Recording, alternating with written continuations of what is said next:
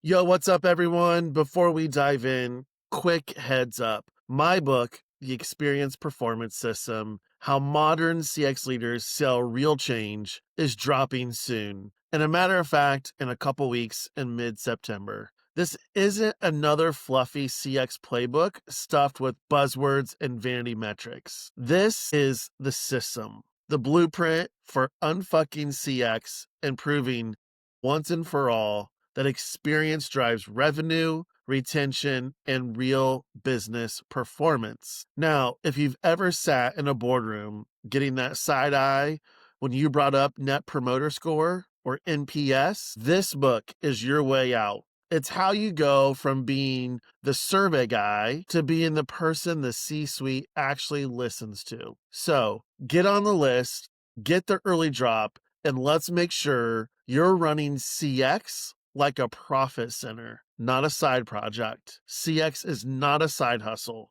Click the link below. It's in the show notes and get on the list to get notified. All right, let's get into today's episode. Yo, what's up, everyone? Welcome back to another episode of Unfucking Your CX. I'm your host, Zack Hamilton, but I know I've heard from some of you, quite frankly, don't care. What you care about is who is in the hot seat today and what is that one burning topic that's making us all cringe that you want to unfuck and learn from. Now, I am so excited for the guests that we have coming into the hot seat. I've been following her content since I was a CX practitioner just a few years ago. And many of you I know look up to her a lot. Welcome to the hot seat. You have inspired so many of us. Thank And you I am so much. so grateful that we're going to jam for about 20 minutes. I love it. I was excited to be on this podcast because I think this just in general is such a hot topic right now. So yes, thank you for having me. Yeah, very cool. So Annette, I always kind of love to set the scene, right? Because a lot of times these conversations don't just come up. Like they come up when we're at a coffee shop or at the water cooler talk, wherever it may be. So where's this happening for us? Well, I will tell you that this particular conversation, let's have it in the maybe not the boardroom, but in a senior leadership team meeting, because this is where the thing that I want to talk about comes up a lot and it's shocking. Yes, I'm excited for this one because I myself have had many of these conversations. So, Annette, you have seen it all. You are really just this global knowledge of everything customer and employee experience. And there are still topics that make you cringe when you hear them. So, what is that one right now happening in the boardroom that is making you just cringe the most that you're like, okay, it's time for me to really let loose on in the hot seat? Yeah, absolutely. And this is one that has just come up over and over and over again. And it, 33 years into my career still makes me cringe that people don't get it. And that is the impact of the employee and the employee experience on the customer experience. We talk about outside in thinking, but really what we want to do, what we need to do is have this inside out approach to how we improve the customer experience. And it's not happening. Yeah, what's so interesting is um I talk about all the time, experiences get delivered through your employees. And it may not always happen. Like, of course, it happens when you're in retail and you're in hospitality and you have those frontline employees who are delivering the experience. But I also try and call attention, even if you are a SaaS company, right? Everything that gets built is built through an employee. And so if they are not engaged, if they're not satisfied, if you're driving change and you're leaving them out, well, guess what? Where their quality of work shows up is maybe that QA is cut short. Maybe they don't do that UAT testing like they should be doing. And so that experience suffers. But I'm just curious, like, where are some other examples of why employee experience is so important?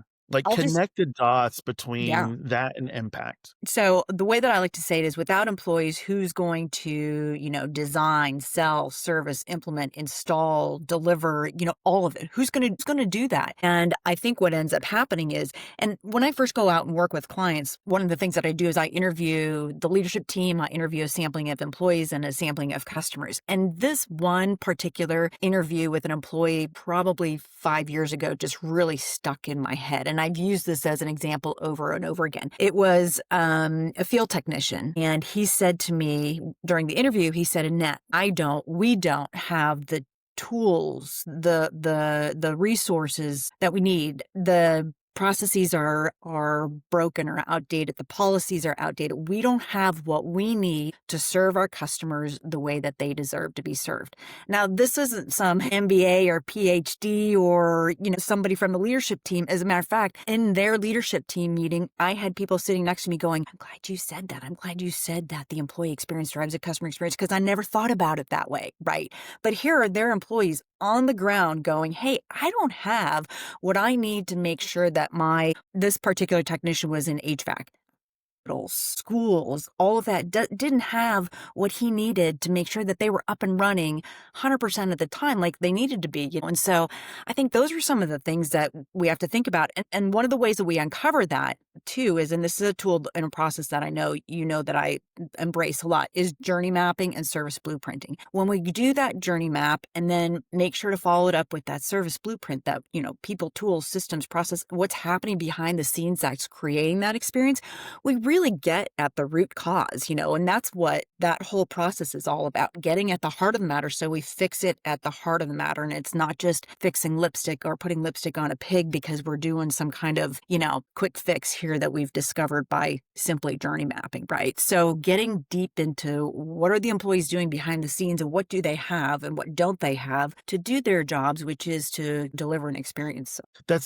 I love how you just connected the dots on that. It reminded me, at my time when I was at Aaron's and when I was a multi-unit leader, what we noticed when we were kind of doing this servicing blueprint is there was 2 days a week that typically we started to see deliveries get pushed back. So delivering the merchandise to our customers, and they were running late or they just didn't happen. And so I started to dig in to ask why. And it was because the lead product technician, he would bring his own tools to work because we just didn't have them. And so those were his 2 days off. And so guess what started to happen? Well, we didn't have the tools on the truck for them to take place. So deliveries started to get canceled. They started to get pushed back. Well, we had to get them delivered. So guess what started happening in our book? Deliveries started to get pushed back, cancellations happened, we missed getting that revenue. All over, I think I can't remember how much we spent in that. Maybe it was like $50 or something like that to replenish all the tool. And I wanted to just wring my store manager's neck though, like, how did you not figure this out? Because this is so easy. But then I'm also like, okay, it took me one question to figure it out. Like, or was that employee saying something and we just didn't want to make the expense on the P&L? And so we just overlooked it. It probably a combination of factors. I think what we end up seeing is when employees speak up, unless they feel safe, unless they feel like it's Mm. actually going to be a constructive use of their time, they stop. They stop speaking up, right? We're just not going to say anything anymore. And I've seen that time and time again. And over the years, as I've done employee surveys, I had taken to ending the survey with the question, do you think that constructive feedback will happen or I'm sorry, that something constructive will happen with your feedback, right? And most of the time people said no, and it's sad. And I actually worked with a client several years ago where before I got there, they were doing these quarterly surveys, and people were just saving their comments because it was ratings and then it was comments, but it was the same survey every quarter. So they would just save their comments, and when the next quarter came up, they would just go in their file and pull up the comments from last time and paste them into this quarter's survey, and it's like, if you don't do anything with what you hear, that's the consequences that you're going to suffer. So Yeah, I think the underlying thing here is action, right? Especially if we think about just at the boardroom. So if we think about this, Annette, of really taking action, giving a voice to our employees, and then taking action on it, to really kind of unfuck this whole how do you deliver great experiences? Well, you do it through delivering great employee experiences. absolutely. So, what's the first player tip that you would give to any of our listeners who is just experiencing so much frustration right now with this? So here's an interesting thing. I'm actually going to step outside of that box for a second and say that really the precursor to a great employee experience is a great culture. And that's where it really has to start. And that's where your leaders have to be culture architects, and they've got to design the culture that they want. Otherwise, they're going to get whatever they get, right? Without deliberately, and intentionally designing that culture. And that's where we end up seeing that employees have it's the start to a great experience for employees. And so when we say, well, why do employees leave companies? It's Most of the time, I think it's the culture because it's set by the leadership, and if it's negative or it's unhealthy, they're gonna go. So sorry, I totally stepped outside of the employee. No, I love that. And also, what I'm gonna ask you though is define culture, right? Because culture is not kombucha in the refrigerator or a keg at 4 o'clock that, in the lobby. What is culture? It's really core values plus behaviors, right? And it's so funny because you see it all the time. You see core values on websites and you see them on walls and stuff. And they've got to be more than that, right? They have to be socialized and operationalized. We have to define the good and the bad behaviors that are associated with each one of those values. And that's how people start to live them, is to get it out there and make sure that,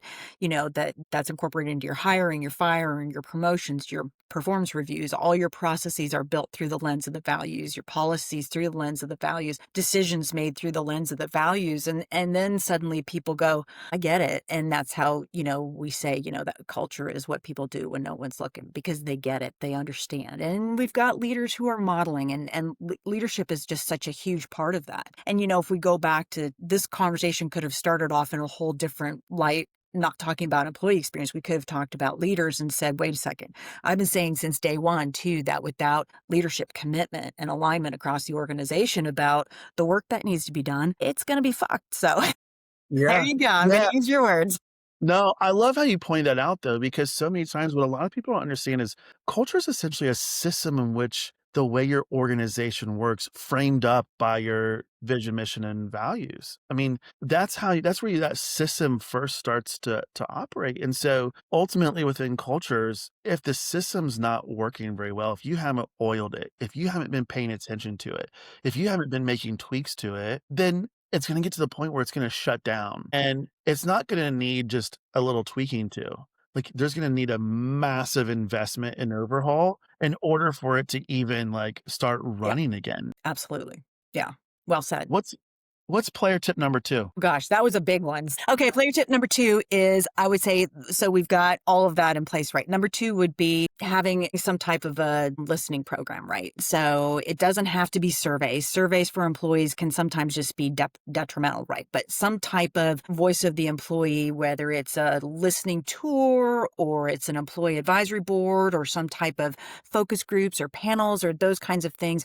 But listen, and by the way, stay interviews, not exit interviews, but stay interviews, right? So let's listen to them while they're here and ask them, what's keeping you here? What can we do to make it better on a regular basis rather than just doing that exit interview when they leave? So some type of a listening program where we're listening. And then, as you said, acting on what we hear. Yeah, I love how you said it's not just about surveys, because ultimately we're all as human beings, we're all surveyed to death.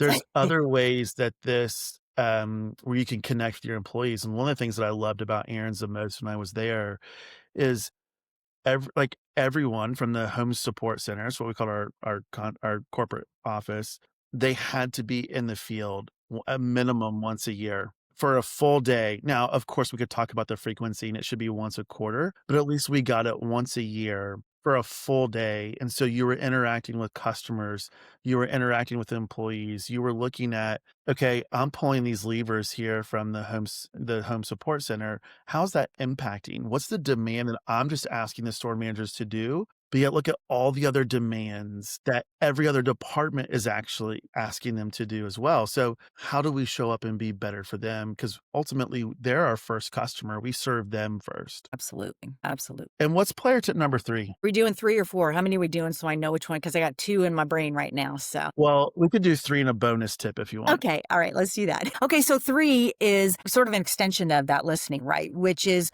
we need to really understand who our employees are by developing those personas. I mean, the things that we do to understand customers and design and deliver the customer experience are the very same things that we do for the employees. So designing and developing and socializing those personas, and then using them to also create employee journey maps. And now we will have employee personas and we'll have internal customer personas, so that we not only understand the employee experience along the life cycle, but also how they interact with each other, across departments, because internally, obviously, you've got your customers that you're working with. So what's that experience like? So very important.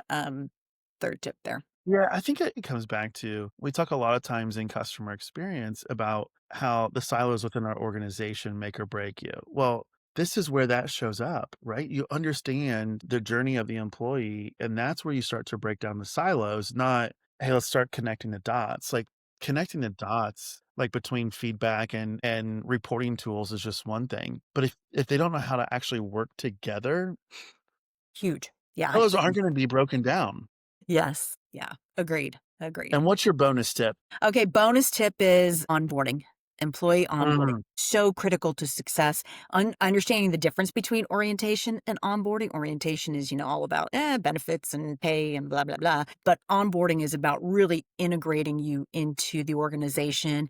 It can last for months, where orientation might be 4 hours, 8 hours, 2 hour, whatever it is. But onboarding is really understanding your role, your position, as you just said, how you work with other departments, and just really having this ongoing process for the first 30, 60, 90 days of an employee's. And what we start to see is that over time, the number of people who quit after 90 or 180 days is really reduced because they have been integrated into the organization versus those who haven't gone through that. what's Annette, this is a great one. What's the metric that coach brands to look at from an onboarding perspective? Like if onboarding was successful, it would show up in this specific metric at this essentially time period. Fair point. It would be that retention. It would Okay. absolutely be that retention number or turnover. Some people look at it the other way, but let's look at it as retention and how many people stayed after whatever your set time is there versus those who hadn't gone through it. So yeah, absolutely. Very nice. I love that bonus tip. Well, Annette, this has been an absolute amazing jam-packed Thank you. conversation. Oh, I'm sure most of our listeners probably follow you on LinkedIn, but if not, if this is the first time you're being exposed to someone, where can they find you? Where can they learn more about you? Absolutely connect with me on LinkedIn. I love to learn from new folks and meet new folks there. Or you can head over to my main website, cx-journey.com, and read more about me and find my books there, and certainly contact me through the website. Yeah, for our listeners, again, Annette's been one of those kind of key pillars in the discipline. And what I will say is you're very action packed. You're not just the CX buzzwords, but it's very much about action. So that's what I respect the most. Annette, again, thank you so much for coming to the hot seat. Don't be a stranger. Come back when you have another topic, even if Absolutely. it's in 2 minutes. That makes you cringe. We'll talk It could soon. be. All right, everyone. That's a wrap for today's episode of Unfucking Your CX. Now, here's the deal. If you got value out of this episode, don't just ghost me like a bad Tinder date. Smash that like button, hit subscribe, and for love of everything customer experience, drop a rating. Why? Because apparently algorithms run the world, and the more that you leave ratings, the more this little rebellion against boring ass customer experience gets shoved in the ears of people who desperately need it. That's right. I'm not going to ask you how likely you are to recommend a friend or family or colleague to this episode, but I am going to ask you to give me a quick review. So go on, give it however many stars that you want.